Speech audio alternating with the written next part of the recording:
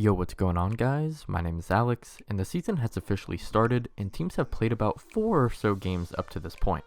With that being said, I thought it would be fun to overreact to some of the teams that I've been watching the most of, and tell you guys what has me worried. I would like to note that I don't fully believe everything that I am saying, but I do feel that there is some truth in what I will discuss in this video. With that out of the way, let's get started.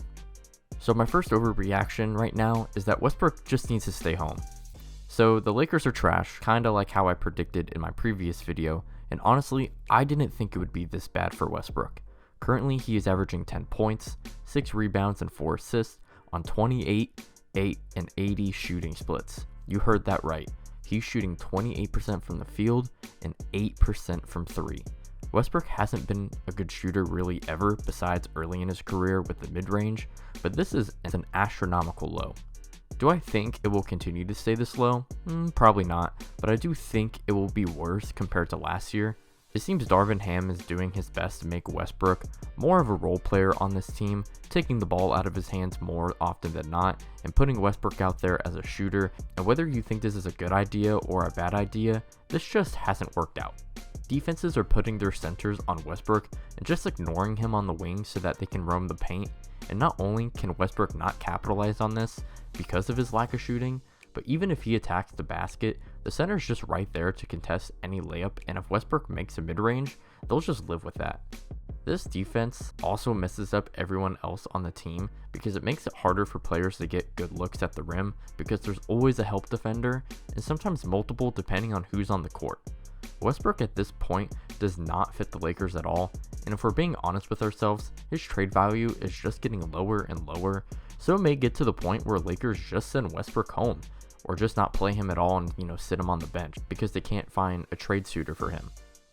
It honestly is gonna suck watching the Lakers play for the rest of the season.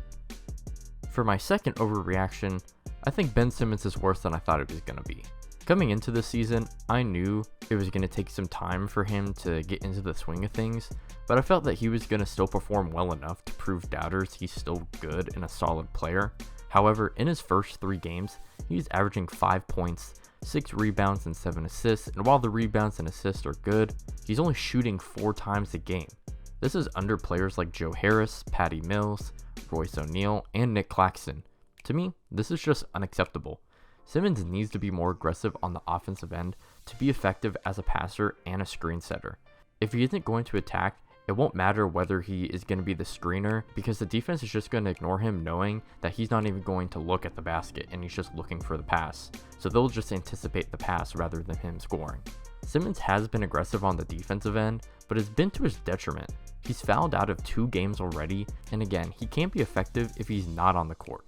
Will he get better with time? Yes. But no matter what happens, I still don't believe in this Nets team when we get to the playoffs. This mainly has to do with Simmons' fit with others on this team.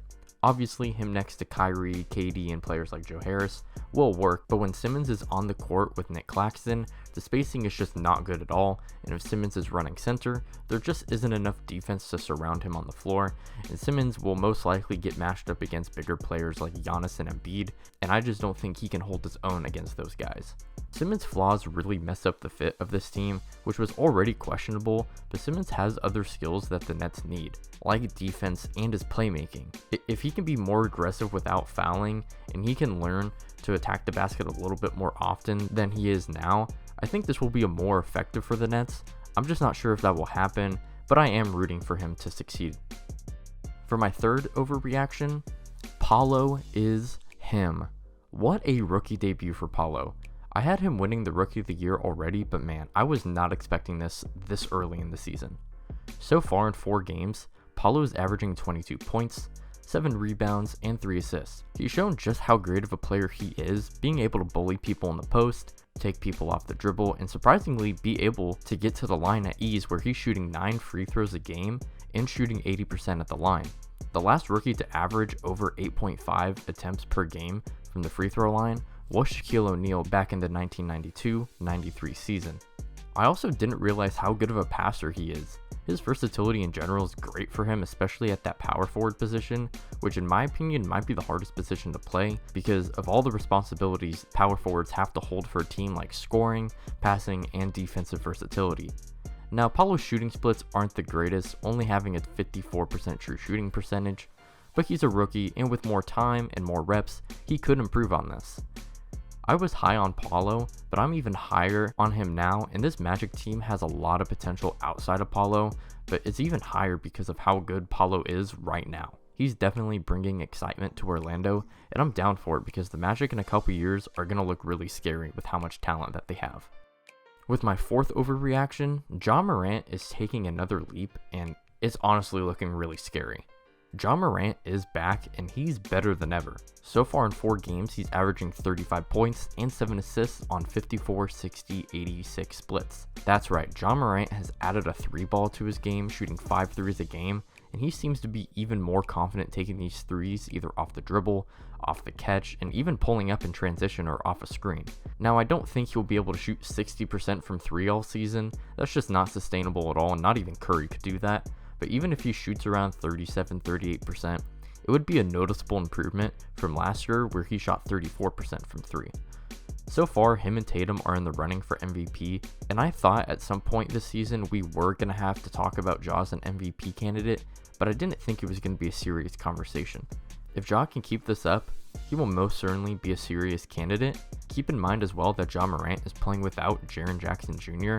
because he had injured his foot last season. If Ja can lead his team to wins with one of his best players out, his MVP case will only improve. Ja's becoming a solidified top 10 player, but one thing he does still need to improve on is his defense. He is certainly athletic, and I feel people have a misconception that athletic players are just naturally good defenders, but because Ja has a relatively small frame, this does limit his ability on that side of the ball.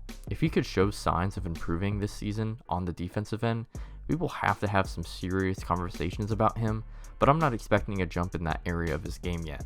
For now, Ja is going to make a strong MVP case, and I can't wait to see how long he keeps it up because the Grizzlies are super fun to watch right now. And for my fifth and final overreaction, the Golden State Warriors bench is just too inexperienced.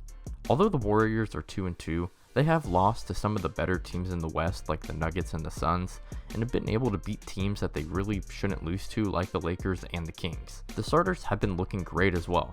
Curry is doing Curry things, Wiggins looks even more comfortable out there, and Draymond looks to be more aggressive on the offensive end as a scorer. However, one thing that has stood out to me is just how inexperienced this Warriors bench is.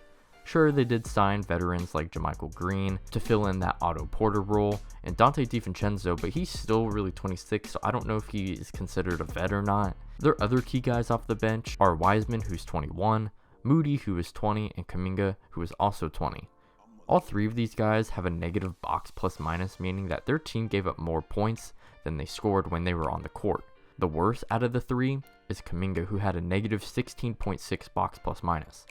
Again, this is a small sample size of 4 games, but it's noticeable when the starters start taking breaks and the young guys come in, the Warriors start to lose the lead, or they start to get blown out. This has forced them to make strong comebacks like in that Nuggets game, and over time, this is just going to have to change. One way to help the young bench to get more acclimated into playing at a more consistent level is by mixing them in with the starting lineup. Now, I'm not saying that Kuminga or Wiseman should be starting, but Steve Kerr has actually started to substitute Kevon Looney early so that Wiseman can come in and Poole will come in for Clay or Curry. When Kerr is ready to put Clay and Looney back in, Kuminga and Moses Moody could come in or something, along those lines. I think this will help because then the Warriors offense and defense doesn't have to rely on the youth, and you can take advantage of the experience and skill that you have with your starters. Over time, this is bound to get better, but right now I am really focused in to see how this young core develops over the season, because they're going to be a huge key into the Warriors possibly repeating as champions at the end of the season.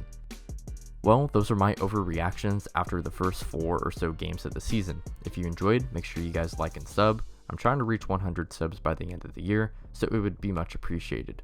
All my socials and podcast channel are in the Linktree link below in the description, so go check that out if you're interested. Also, check out this video where I go over why the 76ers have sucked so far in this season and why Doc Rivers is to blame. See you guys in the next one. Peace out.